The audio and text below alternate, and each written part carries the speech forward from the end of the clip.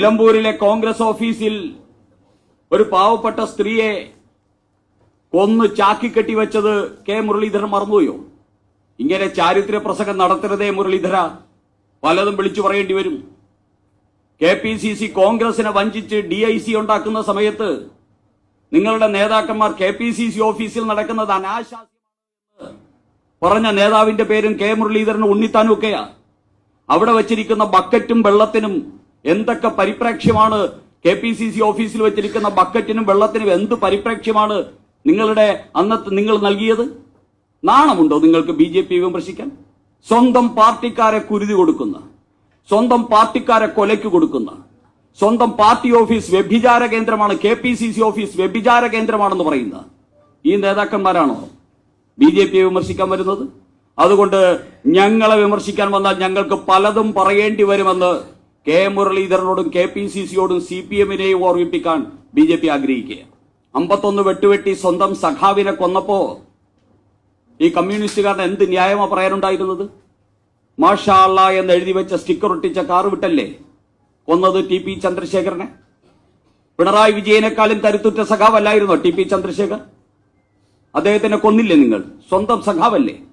BJP-ക്കാരും RSS പ്രവർത്തകരും അങ്ങനെ ഏതെങ്കിലും സഹപ്രവർത്തകർക്കെതിരെ ഇത്തരത്തിൽ നീങ്ങിയതായിട്ട് നിങ്ങൾ കേരള ചരിത്രത്തിൽ എന്തെങ്കിലും കാണിക്കാൻ നിങ്ങൾക്ക് സാധിക്കുമോ?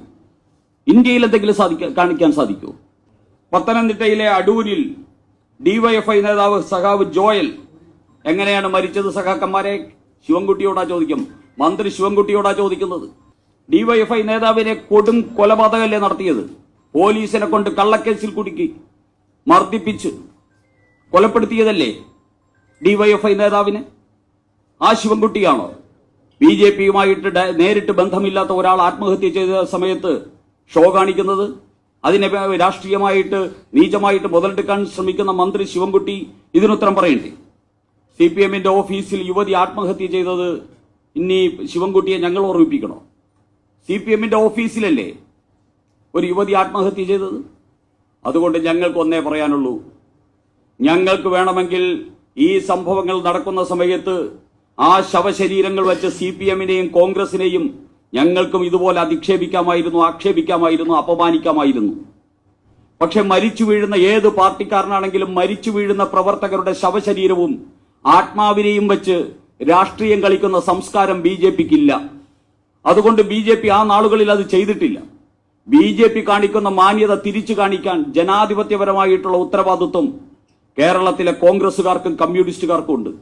അത് കാണിക്കാതെ വന്നു കഴിഞ്ഞാൽ BJP-ക്കും കേരളത്തിൽ പലതും വിളിച്ചു പറയേണ്ടി വരും എന്ന് സഖാക്കന്മാരെയും കോൺഗ്രസുകാരെയും ഓർമ്മിപ്പിക്കുവാൻ ഞങ്ങൾ ആഗ്രഹിക്കുകയാണ്.